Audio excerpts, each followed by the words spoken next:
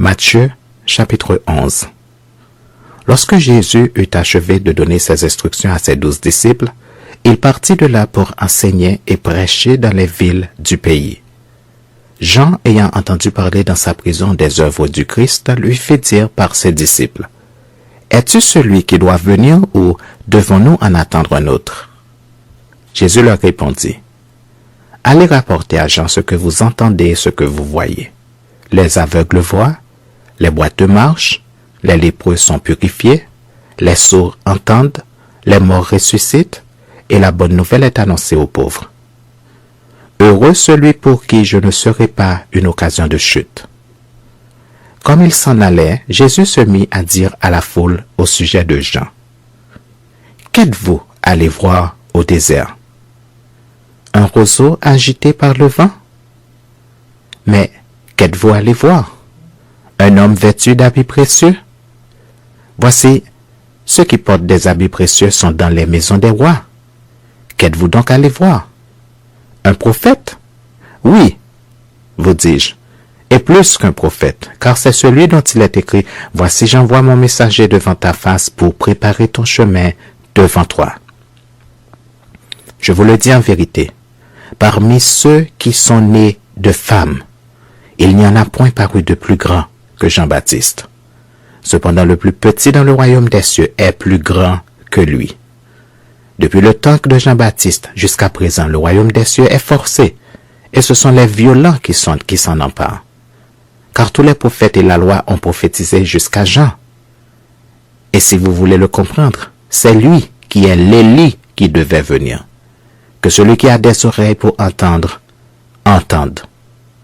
À qui comparerai-je cette génération? Elle ressemble à des enfants assis dans les places publiques et qui, s'adressant à d'autres enfants, disent « Nous vous avons joué de la flûte et vous n'avez pas dansé. Nous avons chanté des complètes et vous ne vous êtes pas lamentés. » Car Jean est venu ne mangeant ni ne buvant, et ils disent « Il a un démon. » Le Fils de l'homme est venu mangeant et buvant, et ils disent « C'est un mangeur et un buveur, un ami des publicains et des gens de mauvaise vie. » Mais la sagesse a été justifiée par ses œuvres. Alors il se mit à faire des reproches aux villes dans lesquelles avaient eu lieu la plupart de ces miracles, parce qu'elles ne s'étaient pas repenties. Malheur à toi, Chorazine! Malheur à toi, Bethsaïda! Car si les miracles qui ont été faits au milieu de vous avaient été faits dans Tyr et dans Sidon, il y a longtemps qu'elles se seraient repenties en prenant le sac et la cendre. C'est pourquoi je vous le dis, au jour du jugement, Tyr et Sidon seront traités moins rigoureusement que vous. Et toi, Capernaum, seras-tu élevé jusqu'au ciel? Non, tu seras abaissé jusqu'au séjour des morts.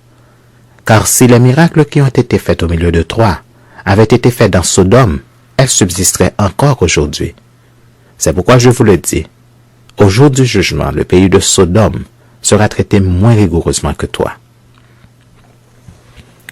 En ce temps-là, Jésus prit la parole et dit, « Je te loue, Père, Seigneur du ciel et de la terre, de ce que tu as caché ces choses aux sages et aux intelligents, et de ce que tu les as révélées aux enfants. Oui, Père, je te loue de ce que tu l'as voulu ainsi. Toutes choses m'ont été données par mon Père, et personne ne connaît le Fils si ce n'est le Père. Personne non plus ne connaît le Père si ce n'est le Fils et celui à qui le Fils veut le révéler. Venez à moi, vous tous qui êtes fatigués et chargés, et je vous donnerai du repos. Prenez mon joug sur vous et recevez mes instructions, car je suis doux et humble de cœur, et vous trouverez du repos pour vos âmes, car mon joug est doux et mon fardeau léger.